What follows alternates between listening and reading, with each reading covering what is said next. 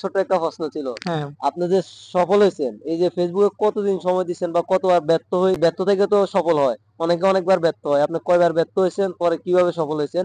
আপনার সফলতার গল্পটা আমার ভালোবাসার মানুষদের সামনে একটু বলেন।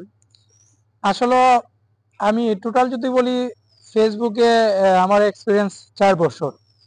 4 বছরের সফলতা যদি বলি, লাস্টের 11 মাস। লাস্টের 11 মাসে আমার সফলতার দিক দিয়ে আসতে আমাকে অনেকবার হুচুট খেতে হয়েছে, অনেকবার বাধার সম্মুখীন, অনেক ব্যর্থতা হয়েছে। কিন্তু আমি ব্যর্থতাকে শক্তি মনে করছি, ব্যর্থতাকে শক্তি মনে করে এখানে আটকে গেছি। যেখানে ব্যর্থ হয়েছি সেখান থেকে আবার ঘুরে দাঁড়িয়েছি, উঠে দাঁড়িয়েছি, আবার নতুন করে অন্য একটা পেজ অথবা অন্য একটা আইডি থেকে কাজ শুরু করেছি। ইনশাল্লাহ, আলহামদুলিল্লাহ, আপনাদের দোয়া এবং ভালোবাসায় আজকে আমি নিজেকে সফল ব্যক্তি না, ফেসবুকে আর্নিংটাই সবচেয়ে বড় জিনিস। আপনি ফেসবুকে কাজ করেন, সমস্যা নাই, কিন্তু এখান থেকে 2টা টাকা আপনি আর্নিং করতে পারতেছেন, এইটাই এনাফ। আর সেটা আমি করতে পারতেছি, আলহামদুলিল্লাহ।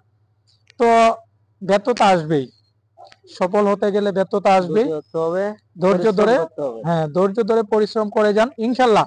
আমি যদি সফল হতে পারি, আমি যদি ফেসবুক থেকে আর্নিং করতে পারি, আপনিও পারবেন, ইনশাল্লাহ। দেখা হবে বিজয়ে।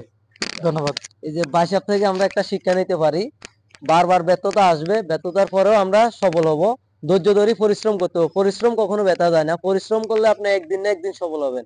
লোকে আপনাকে অনেক কথা বলবে, অনেক কিছু বলবে, এগুলা কানে নেওয়া যাবে না। কারণ সফল হতে হলে লোকের সমালোচনা শুনতে হবে। আজকে বাইসাপের অনেকজন সমালোচনা করছে, আজকে বাইসাপের পিছনে অনেক হাঁটতেছে, অনেক অনেক ওরা আজকে আপনাকে বাহবা দিতেছে না, অবশ্যই অনেকে অবশ্যই দিতেছে, অবশ্যই। এখন বলতেছে আমার পেজটা একটু প্রমোট করে দে, অনেক কথা বলতেছে।